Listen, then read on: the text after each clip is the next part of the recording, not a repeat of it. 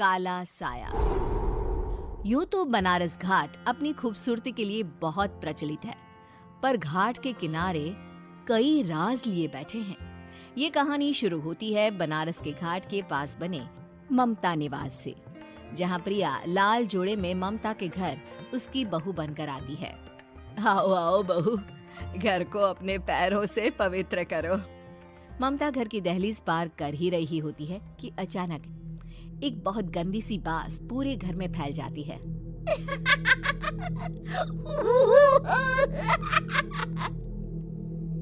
ये बदबू और ये आवाजें, ये कौन हंस रहा है माँ? अब ये पड़ोसी ना हमारे थोड़े अलग से है। कहाँ हम शाकाहारी और ये मांस मच्छी खाने वाले। छोड़, तू ध्यान मत दे और गृह प्रवेश कर। और हाँ बहू, अपनी सास की एक बात हमेशा याद रखना, इन पड़ोसियों से तो कभी बात नहीं करेगी।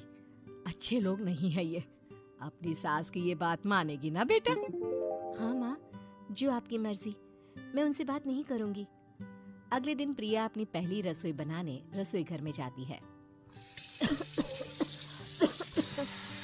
ये छोकी बात तो नाक में जा रही है। एक काम करती हूँ, खिड़की खोल देती हूँ। प्रिया खिड़की खोलने जाती है। इतने जाले, लगता है इस खिड़की को कभी खोला ही नहीं गया। पर ऐसा क्यों?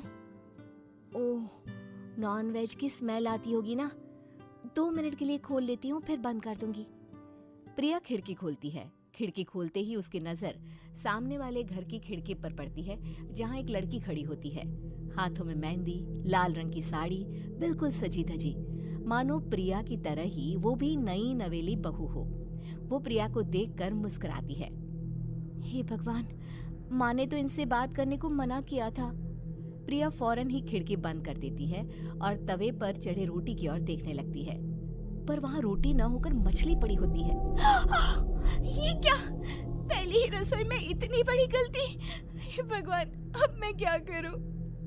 प्रिया बहुत डर जाती है और फौरन रसोई की सफाई करने और फिर सभी के लिए खाना बनाने लग जाती है। जब वो सबको खाना परोसती है, सब तो ठीक है, मैं बेकार में चिंता कर रही थी। हे भगवान, ऐसे ही बस अपनी कृपा बनाए रखना। रात के वक्त जब सब सो रहे होते हैं, तब प्रिया को पायल की आवाज सुनाई देती है, जिससे उसकी आंख खुल जाती है। ये पायल की आवाज कहाँ से आ रही है? प्रिया उठकर उस आवाज के पीछे छत की सीढ़ियों तक जाती है। तभी उसे बच्चे के रोने की आवाज आती है। प्रिया छत पर जाती है तो क्या देखती है? वही लाल साड़ी वाली लड़की अपनी गोद में एक नवजात बच्चे को घुमा घुमा कर सुला रही है।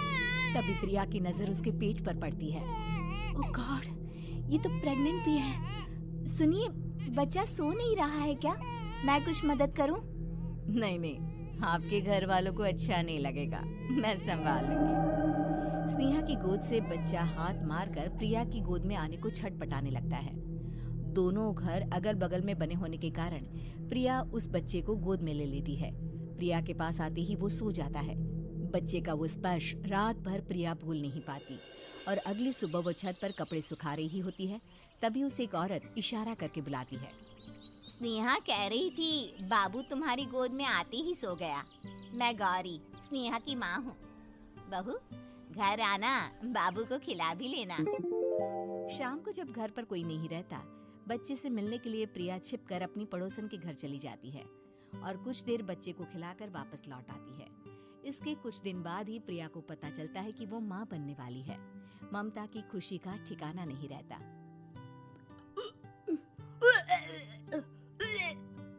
माँ जी, पता नहीं क्यों उल्टी आ रही है। प्रिया भागती हुई वॉशरूम में जाती है तो हरे और लाल रंग की उल्टी करती है। उस उल्टी में से कीड़े निकलते हैं। ये क्या? खून और ये कीड़े! माँ! माँ!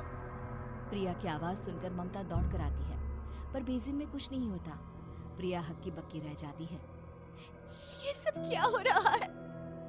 प्रिया घबरा जाती है और अपने कमरे में जाकर सो जाती है। डर के कारण वो इतनी थक जाती है कि उसकी आंख लग जाती है। तब उसे ऐसा लगता है उसके पेट पर मानो कोई बैठा हुआ हो। कौन हो?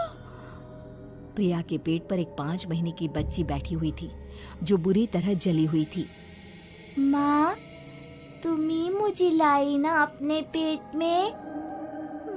मैं तुम्हारी माँ नहीं हूँ। कौन हो तुम?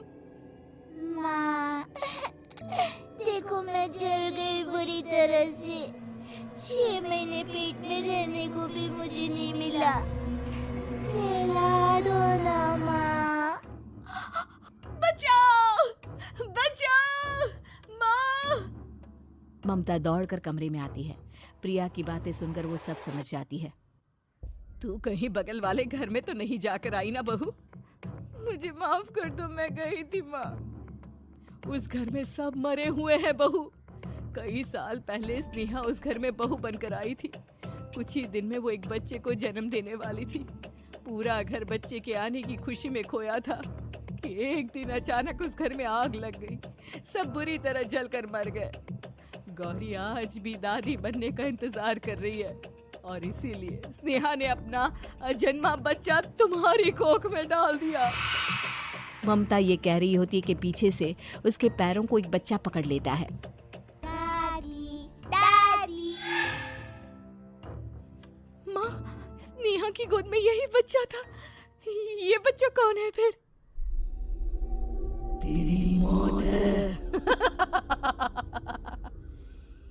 तेरी भी दादी।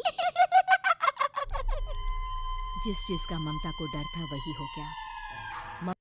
जिस चीज का ममता को डर था वही हो गया। ममता निवास के ऊपर मौत ने चादर बिछा दी थी। प्रिया का पेट ऐसे बढ़ जाता है मानो 9 महीने का हो। 2 हाथ उसके पेट से बाहर निकलते हैं। बहू, संतोष को फोन कर, किसी पंडित जी को बुला बहू। प्रिया का पति भागता हुआ घर आता है। ये तो होना ही था माँ। तेरा पाप तेरे सामने आ गया तो तू सह नहीं पा रही है। स्नेहा घर में आग लगी नहीं थी, माँ ने लगाई थी प्रॉपर्टी की लालच में। और वो बच्चा मेरी पहली पत्नी का बच्चा है, मेरा बेटा, जो कि उस आग की चपेट का शिकार हो गया था। मैंने तुमसे ये सब माँ के कहने पर छुपाया था। मुझे माफ कर दो प्रिया। तुम अगर चाहो तो यहाँ से जा सकती हो। मैं तुम्हें किसी भी बंधन में रखना नहीं चाहता। मेरी शादी हुई है आपसे, मैं आपको छोड़ नहीं सकती, पर उससे पहले हमें स्नेहा, उसकी माँ और बच्चे की आत्मा की शांति करवानी होगी। संतोष और ममता गौरी के घर जाते हैं। अंदर सब कुछ जला हुआ होता है। जमीन पर जली हुई लाशें बिखरी हुई थी। ममता रो रो कर अपने करने की माफी गौरी से मांगती है। प्रिया स्नेहा के घर वालों का अंतिम संस्कार करवा देती है और ममता ने